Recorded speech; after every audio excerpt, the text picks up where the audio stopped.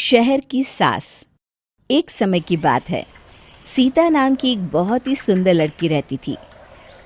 कुछ दिनों के बाद उसकी शहर में एक अच्छे घर में शादी हो जाती है।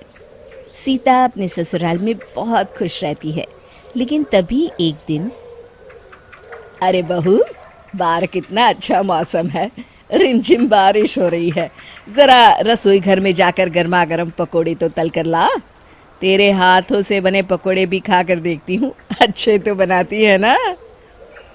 हाँ माँ जी, अभी बना कर लाती हूँ। इतना कहकर सीता रसोई घर में चली जाती है। थोड़ी देर के बाद सीता गर्मा गर्म पकोड़ों से भरी प्लेट अपनी सास के सामने रख देती है। सीता की सास जैसे ही एक पकौड़ा उठाकर खाती है, अरे ये क्या पकोड़े बनाए हैं तूने, इतना ज्यादा तेल। अरे ना समझ, तुझे तो जरा भी अकल नहीं है। अरे घर का सारा तेल उठाकर कढ़ाई में डाल दिया क्या तूने? सीता घबराकर अपनी सास से माफी मांगती है। मुझे माफ कर दीजिए माँ जी।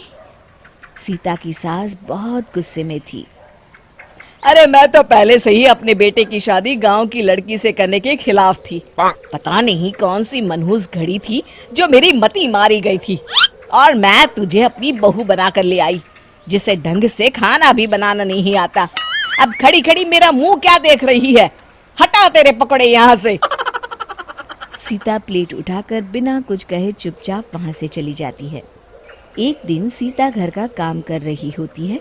तभी पड़ोस की एक औरत वहां आती है और सीता की सास से कहती है, अरे रमेश की माँ, आज मेरे पोते का जन्मदिन है, तुम शाम को केक खाने आ जाना, और हाँ, अपनी बहू को भी जरूर से लेती आना।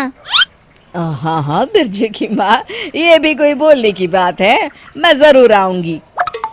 फिर पड़ोस की औरत वहां से चली जाती है। सीता की सास सीता की तरफ देखते हुए कहती है, अरे तू क्या मेरा मुंह ताक रही है?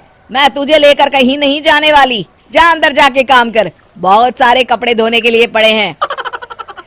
फिर सीता कपड़े धोने के लिए बाथरूम में चली जाती है और कपड़ों को बाल्टी में डालकर धोने लगती है।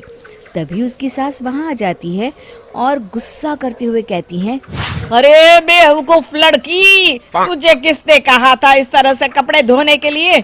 जब घर में वॉशिंग मशीन पड़ी है तो कपड़े उसी में धोने चाहिए ना। इस तरह तो तू घंटों तक बाथरूम में ही कपड़े धोती रहेगी। हे भगवान, तुझे तो जरा भी अकल नहीं है।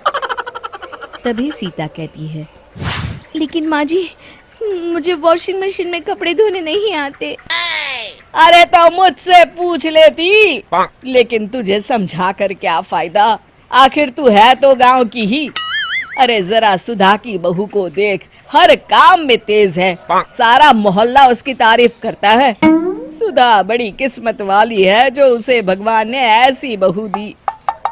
पता नहीं भगवान की मेरे साथ क्या दुश्मनी थी जो तुझे मेरी बहू बनाकर भेज दिया। अब चल खड़ी खड़ी मुंह मत ताक मेरा, मैं सुधा के घर जाकर आती हूँ। इतना कहकर सीता की सास वहां से चली जाती है। फिर उसी शाम जब रमेश घर आता है तो उसके चेहरे पर उदासी देखकर माँ उससे पूछती है, अरे बेटा रमेश, क्या बात है, आज बड़ा उदास लग रहा है। तेरी तबीयत तो ठीक है ना बेटा? क्या बताऊं माँ, पिछले कुछ महीनों से अपनी दुकान घाटे में चल रही है।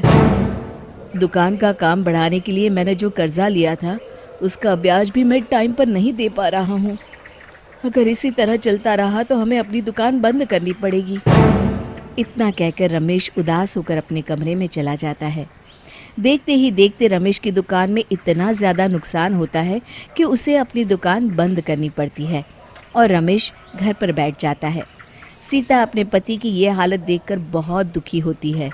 दूसरी तरफ सीता की सास भी अब कुछ बुझी बुझी सी रहने लगती है और कर्जे की चिंता में दिन रात परेशान रहती हैं। फिर एक दिन लालाजी रमेश के घर आते हैं। अचानक लालाजी को देखकर सीता की सास चौंक जाती है और लालाजी से कहती है, अरे लालाजी, आप अचानक घर पर क्यों आ गए?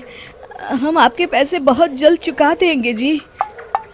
अरे बहन जी, आपसे पैसे मांगने कौन आया है? आपके सारे पैसे तो आपकी बहू ने अपने पिताजी के हाथों भिजवा दिए थे। बहन, एक सच कहूँ, बड़ी किस्मत वाली हो आप जो ऐसी बहू आपको मिली है।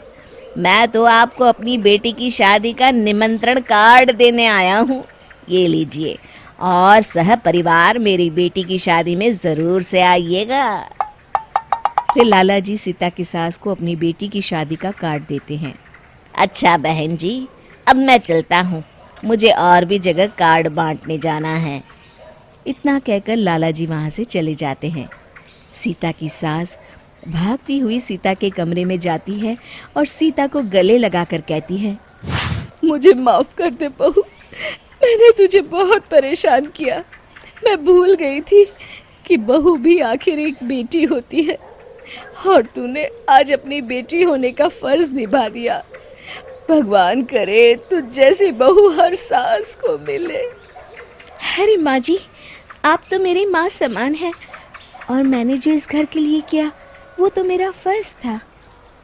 उस दिन के बाद से सीता की सास सीता का बहुत ख्याल रखती, और दोनों सास बहू हंसी खुशी मिलजुल कर रहने लगे। शिक्षा, वक्त पड़ने पर हमारे रिश्ते ही हमारे काम आते हैं।